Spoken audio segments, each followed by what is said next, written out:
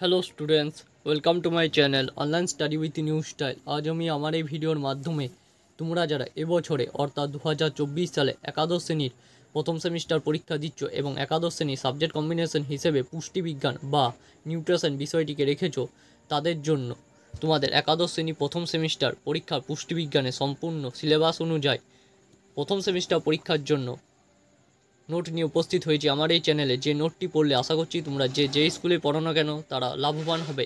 এইটি হলো তোমাদের একাদশ শ্রেণী প্রথম সেমিস্টার পুষ্টিবিজ্ঞানের একটি শেষ মুহূর্তের লাস্ট মিনিট সাজেশন। সুতরাং অবশ্যই তোমরা যারা এই পিডিএফটিকে কিনতে চাইছো আমার কাছ থেকে, তারা ভিডিও ডেসক্রিপশনে দেওয়া ইমেল আইডিতে কন্ট্যাক্ট করো। এই পিডিএফটির মূল্য রাখা হয়েছে মাত্র 15 টাকা। তোমরা যারা প্রথম 10 জন নিবে এই পিডিএফটি মূল্য করা হয়েছে তাদের জন্য 10 টাকা। সুতরাং আজকের এই ভিডিওটি তোমরা প্রথম থেকে শেষ পর্যন্ত দেখো। যারা তোমরা ভাবছো যে ভিডিও দেখে স্ক্রিনশট করে নেবে, তারা অতি অবশ্যই প্রথম থেকে শেষ পর্যন্ত ভিডিওটি মনোযোগ সহকারে দেখো। আমি তোমাদের প্রতিটি প্রশ্ন উত্তর আস্তে আস্তে দেখিয়ে দিচ্ছি। কিন্তু যারা তোমরা ভাবছো অত সময় নেই আমাদের কাছে, তোমরা আমার এই পিডিএফটিকে কিনতে চাইছো, তাদের বলবো ভিডিও ডেসক্রিপশনে দেওয়া ইমেল আইডিতে আমার সাথে কন্ট্যাক্ট করো। প্রথম 10 জনের জন্য এই পিডিএফটির মূল্য রাখা হয়েছে 10 টাকা। বাকিদের জন্য এই পিডিএফটির মূল্য করা হয়েছে 15 টাকা। যা তোমরা শীঘ্রই নিতে চাইছো, অতি অবশ্যই আমার সাথে ইমেল আইডিতে দেওয়া ইমেলে কন্ট্যাক্ট করো। একাদশ শ্রেণী পুষ্টিবিজ্ঞান লাস্ট মিনিট সাজেশন প্রথম সেমিস্টার 2024, ওয়ান লাইনার ফরম্যাটে বেস্ট সাজেশন। ইউনিট 1 খাদ্য, পুষ্টি ও স্বাস্থ্যের সূচনা। এখান থেকে যে প্রশ্নোত্তরগুলি দেওয়া হয়েছে তোমরা ভালো করে পড়ো। এখান থেকেই প্রশ্ন আসার সম্ভাবনা প্রবল থেকে প্রবলতর।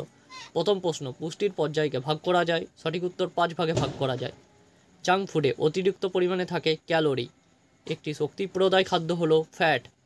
কার্বোহাইড্রেট এর হাইড্রোজেন ও অক্সিজেন অনুপাত 2:1। একটি প্রাণীজ শস্যা হলো গ্লাইকোজেন। আত্তীকরণের প্রধান স্থান হলো প্রোটোপ্লাজম। দেহ নির্মাণ বা বডি বিল্ডিং খাদ্য হলো প্রোটিন। ক্যালোরিবিহীন একটি খাদ্য হলো জল বা ভিটামিন, তোমরা লিখতে পারো।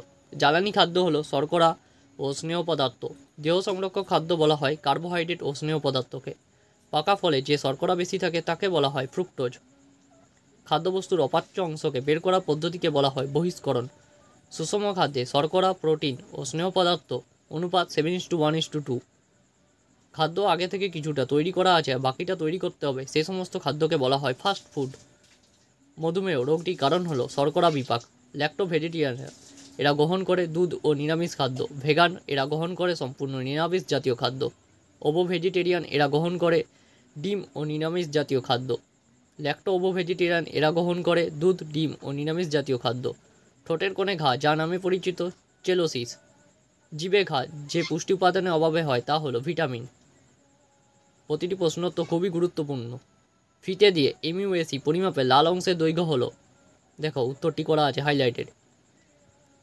তোমরা যারা এই পিডিএফটি নিতে চাইছো অতি অবশ্যই বলবো ভিডিওর ডেসক্রিপশন বক্সে দেওয়া ইমেল আইডিতে আমার সাথে কন্ট্যাক্ট করে। এটি খুবই গুরুত্বপূর্ণ একটি পিডিএফ। বিএমআই এর মান 16 কম হলে দেখা যায় গুরুতর অপুষ্টি। কোমর ও নিতম্বের অনুপাত পুরুষের হওয়া উচিত 1:1। কোমর ও নিতম্বের অনুপাত মহিলাদের দেহে হওয়া উচিত 4:5।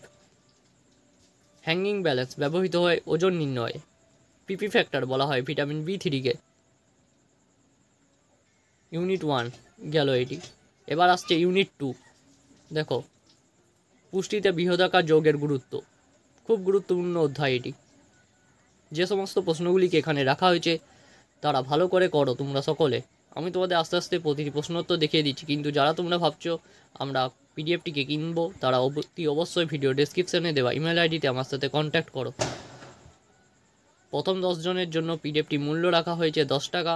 বাকিদের জন্য পিডিএফটি মূল্য রাখা হয়েছে 15 টাকা। মাংসের রাসায়নিক সাফল্যাঙ্ক হলো 70। ডিমের রাসায়নিক সাফল্যাঙ্ক 100।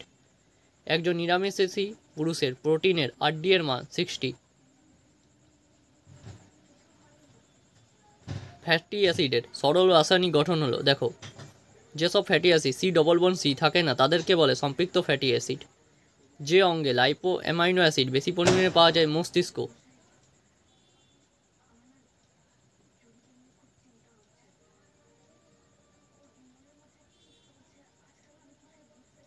ফ্যাটের কার্যকারী গ্রুপ হলো গ্লিসারল। কার্বোহাইড্রেট জাতীয় যৌগ নয়, সেটি হলো হিমোগ্লোবিন।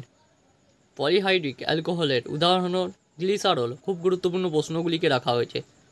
লাল আলুতে কার্বোহাইড্রেটের পরিমাণ প্রায় 28%। আখের রসে উপস্থিত প্রধান যে শর্করাটি হলো সুক্রোজ বা ইক্ষু শর্করা। গুড়ে কার্বোহাইড্রেটের পরিমাণ থাকে 95%, চালে কার্বোহাইড্রেটের পরিমাণ থেকে 75 থেকে 80%। জলে অদ্রবণীয় একটি খাদ্যতন্তু বা তন্তু উদাহরণ lignin. Current carbohydrate coin of the body বলা হয় গ্লুকোজকে, এবং এর আরেকটি নাম হলো দাক্ষা শর্করা, মনে রাখবে। পেঁয়াজে থাকে ইনিউলিন আর ফলের ত্বকে থাকে পেকটিন। প্রোটিন বাচক খাদ্য হলো কার্বোহাইড্রেট। এই 122টি প্রশ্ন ইউনিট 2 পুষ্টিতে বৃহদাকার যৌগের গুরুত্ব এখান থেকে ভালো করে করো। তোমরা যাদের পিডিএফটি দরকার অতি অবশ্যই ভিডিও ডেসক্রিপশানে শীঘ্রই আমার সাথে কন্ট্যাক্ট করো।